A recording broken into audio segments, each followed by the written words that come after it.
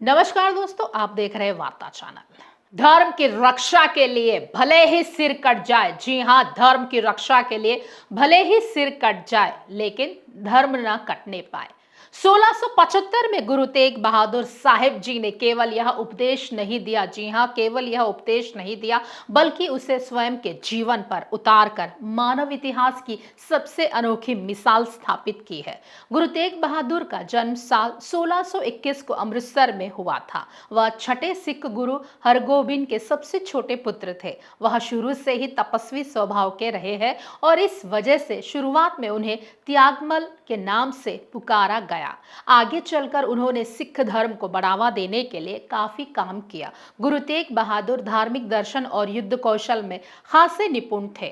उनके अद्भुत साहस और वीरता के लिए उन्हें तेग बहादुर की उपाधि प्रदान की गई है।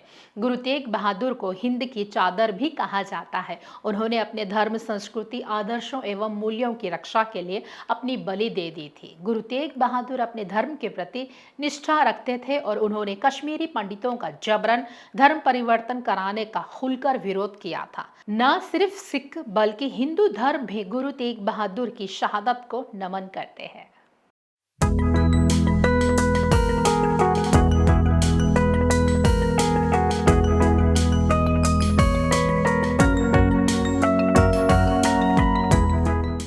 जब सिखों के 8वें गुरु हरिकृष्ण राय का निधन हुआ तो उनके बाद तेग बहादुर को सिखों का 9वां गुरु बनाया गया।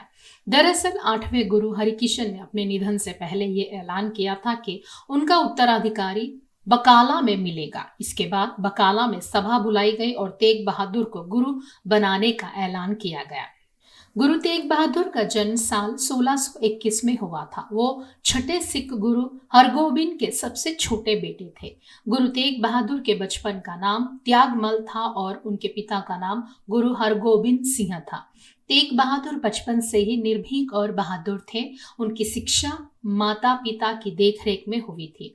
उन्होंने बचपन में ही गुरुवाणी और धर्म शास्त्रों का अध्ययन कर लिया था और घुड़सवारी भी सीख ली थी। वह जब 14 साल के थे तभी उन्होंने अपने पिता के साथ मुगलों के हमले के खिलाफ वीरता का परिचय दिया था। उनकी वीरता से प्रभावित होकर उनके पिता ने उनका नाम तेग बहादुर रख दिया था। तेग बहादुर का अर्थ होता है तलवार का धनी।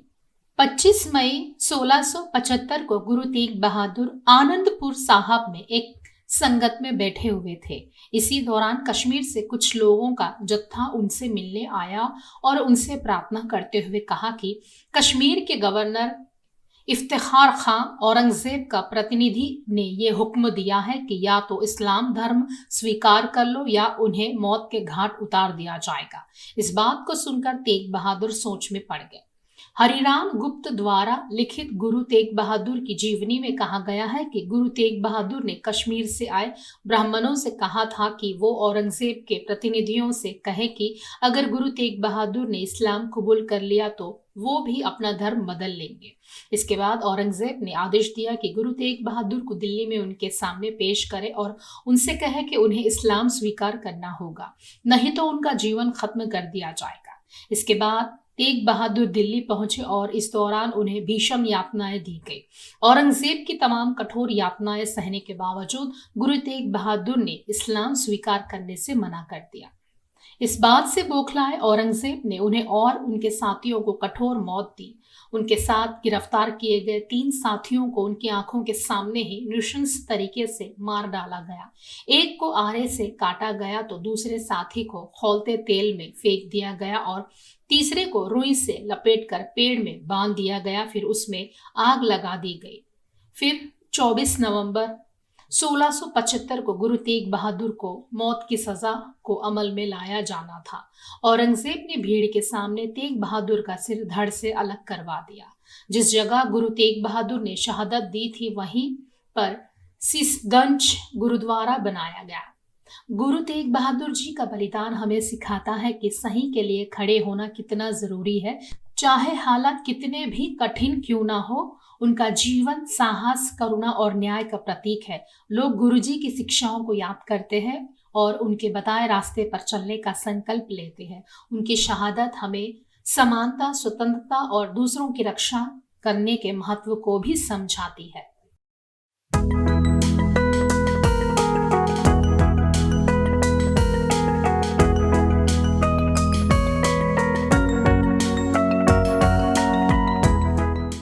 खास खबरों के लिए देखते रहे वार्ता चैनल।